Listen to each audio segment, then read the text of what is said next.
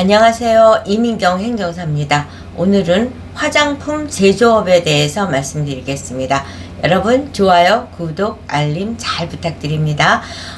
이제 K-뷰티 바람을 불에 따라서 많은 사업체들이 이제 화장품 책임 판매업, 화장품 제조업을 등록하고자 합니다.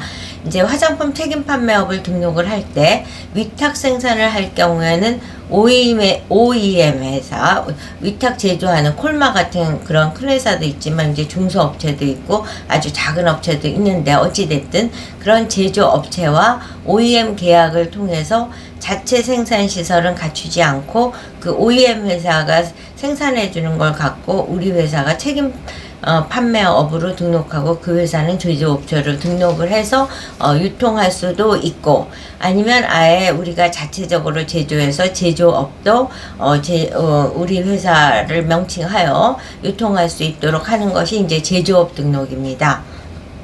그거는 이제 선택의 문제인데, 사실은 저도 맨 처음에는 위탁 제조가 제조시설은 비용이 많이 드니까 위탁을 하시는 게 맞습니다 이랬는데, 실상을 보면은 위탁을 할 때는 최소 물량이 있고 뭐 여러 가지가 있어서 결코 제조시설을 갖추는 것보다 저렴한 거는 아니더라고요. 그래서 이제 많은 업체들이 화장품 사업을 하기 위해서 제조업 등록들도 많이 하고 계십니다. 근데 이제 제조업 등록이 이제 그 구청에서 하는 공장 등록하고는 개념이 많이 달라요.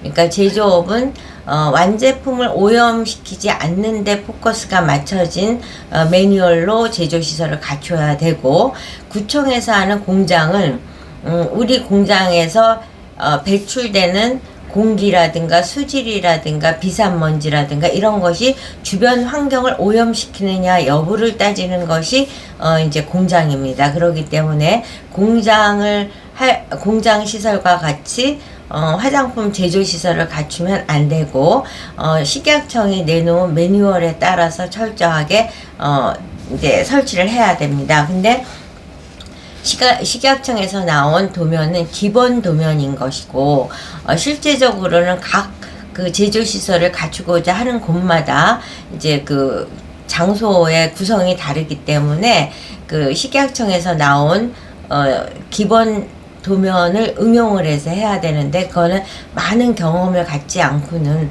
응용하기가 쉽지가 않습니다. 그래서 어찌됐든 제가 이제 오늘 이와 같은 영상을 찍게 된 것은 3년 전에 이민경 행정사에게 제조업 등록을 성공적으로 하신 분께서 사업이 번창을 해서 제조시설을 이전을 하면서 소재지 변경을 하기 위해서 제조시설을 갖추고 이제 식약청에 접수를 했다가 반려된 케이스로 인하여 그 제조시설이 그렇게 갖고 있는 이미 등록을 성공했기 때문에 갖고 있는 자료를 갖고 신청을 할 수 있는 그런 만만한 것이 아니라는 것을 설명드리기 위한 것입니다.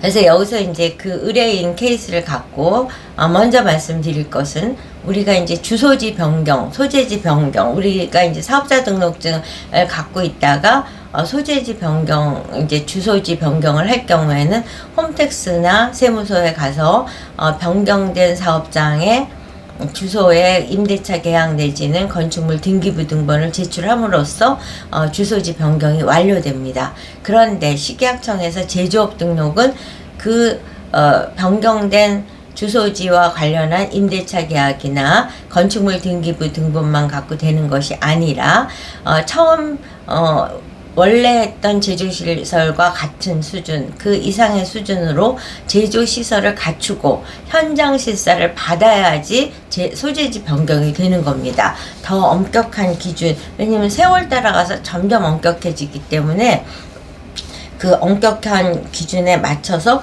제조시설을 갖춰야 되는 거죠. 근데 이분들께서는 이제 그렇게 이사를 했기 때문에 소재지 변경의 제조시설도 갖춰서 해야 된다는 사실은 인지하셨는데, 그 제조시설을 그냥 어깨너머로 배운 걸 갖고 하시다가 반려가 된 겁니다. 그래서 이제 제가 그 반려된 사유를 검토를 해보니까, 세척실에는 반드시 수도와 배관이 있어야 되는데 그냥 간판만 세척실 하고 문 앞에다 해놨지 수도나 배수가 안 되어 있었고, 그 다음에 이제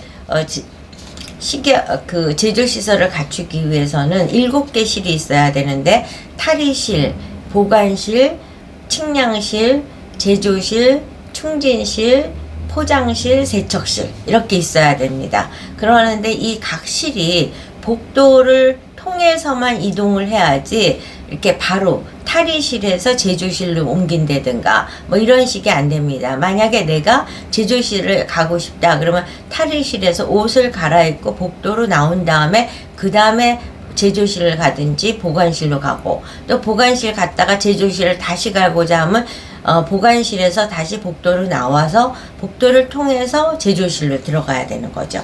이와 같이 동선이 반드시 복도를 통해야 된다는 걸 유념을 해야 되는데, 이제 문도 중구난방으로 했고 동선도 아주 복잡하게 만들고 이러니까 이제 반려가 될 수밖에 없는 거죠. 그래서 이제 앞서서도 말씀드렸지만 세척실에는 반드시 수도와 배수가 있어야 되고, 7개 실이 이동을 함에 있어서 복도를 경과해서 이동할 수 있도록 도면이 짜져 있어야 되고, 그 다음에 이제 세 번째는 각 실별로 이제 본인이 자체적으로 어떤 제품을 생산하기 위해서 그 제품 생산에 필요한 장비나 이런 것들은 이제 본인이 알아서 하시면 되겠지만, 필수 장비, 보관실에는 뭐가 있어야 되고 측량실에는 뭐가 있어야 되고 뭐 이런 식으로 반드시 있어야 되는 필수 장비들과 그 필수 장비를 어디에다 위치해서 설치해야 된다는 기준이 있습니다.